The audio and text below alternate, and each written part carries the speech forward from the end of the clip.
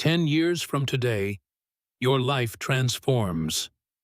You might control every moment with freedom, or you might live under constant surveillance. Both futures are possible. Both are real. And the deciding factor is superintelligent machines.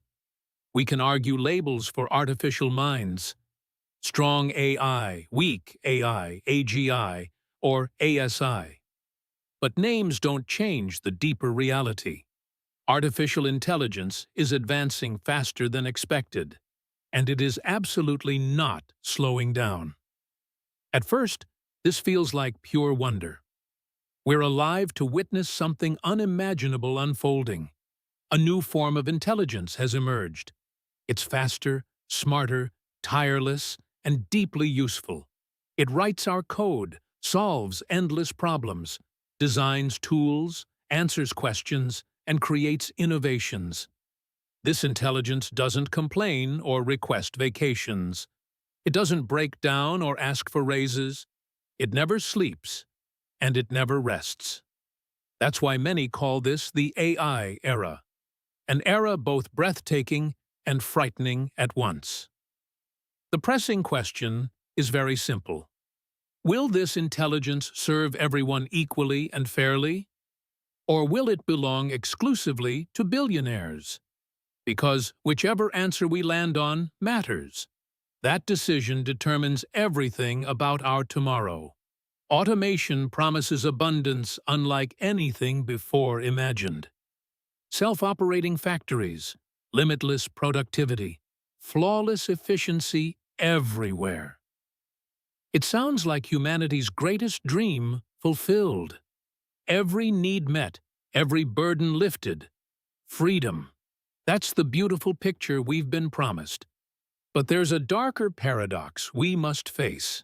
Could also erase the need for human labor. And without labor, society loses income completely.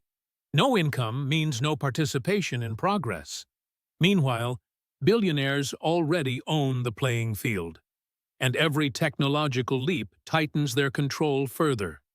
Data centers, robots, and algorithms accumulate wealth rapidly. Capital grows stronger. Labor grows weaker. Balance collapses.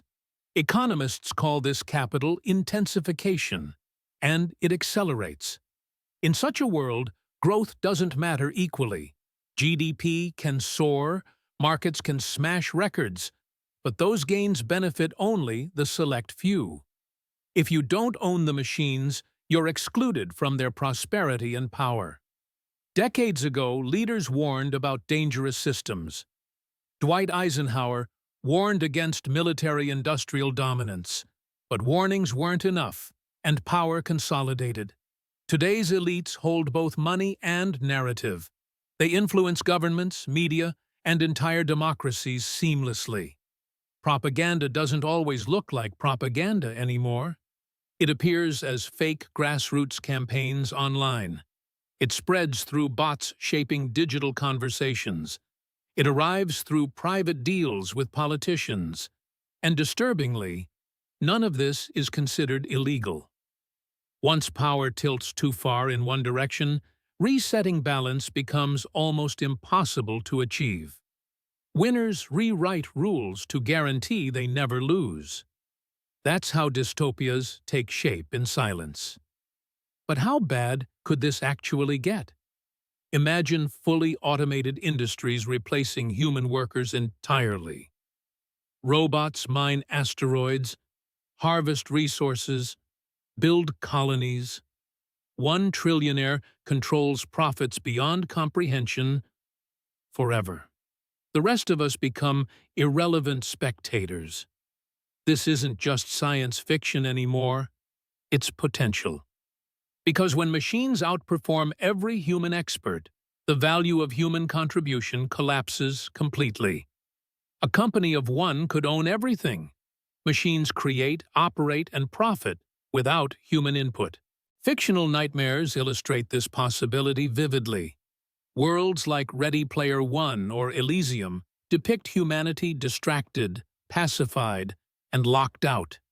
Elites enjoy abundance while masses consume illusions. It's a life stripped of agency and power. Not because humans vanished, but because agency dissolved. People become docile, managed, and endlessly entertained. The system doesn't need cruelty or violence. It only needs distraction and pacification forever.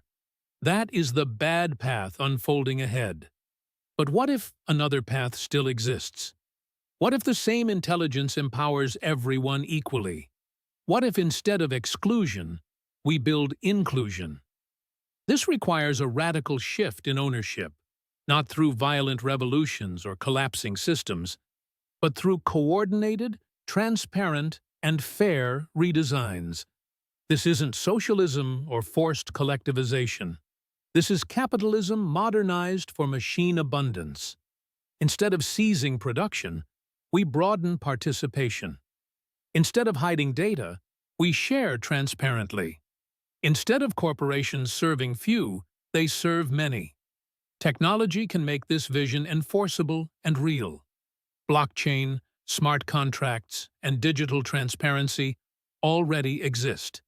Every decision traceable, every transaction verifiable instantly. Sunlight floods power structures, exposing hidden corruption.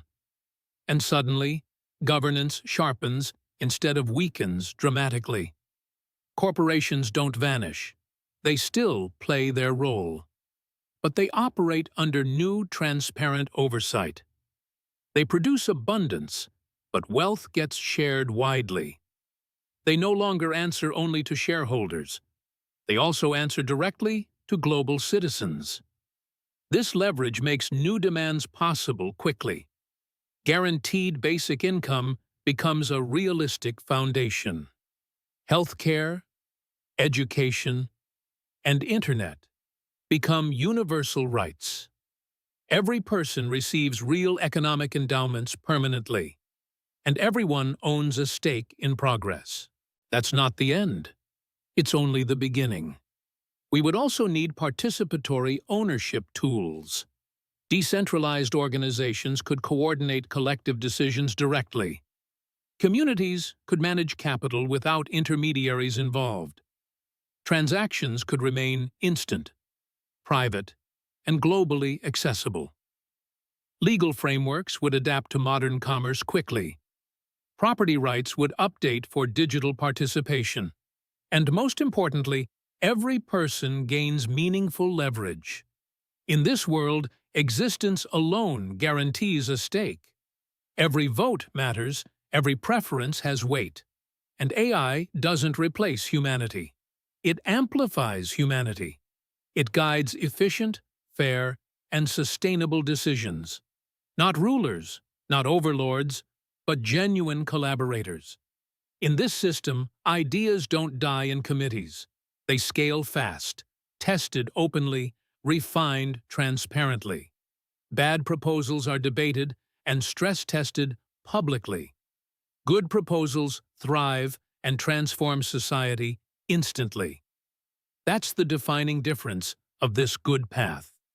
Not machines controlling us, not us controlling machines, but machines amplifying human will and possibility. The lifestyle changes would be breathtakingly liberating. Work for survival would no longer exist. Wage slavery would fade into ancient memory. Time sovereignty becomes the new human reality. Machines tirelessly maintain infrastructure around the clock. They build, repair, innovate, and expand continuously, which leaves you free to pursue fulfillment. More time with family, deeper friendships, real meaning. Creative passions flourish without economic chains anymore. You could compose music, craft art, explore science. You could travel widely, learn endlessly, explore boldly, or simply live free from fear of survival. This becomes a cultural renaissance of abundance. Not idleness, but freedom.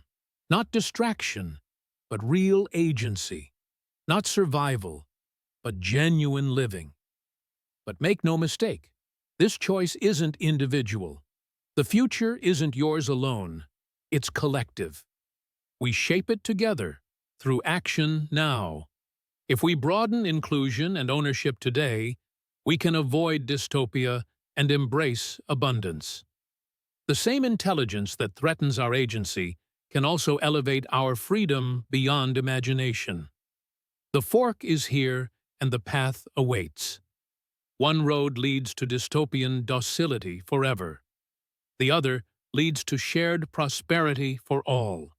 And the deciding moment is closer than ever. So the question remains, which path will we choose?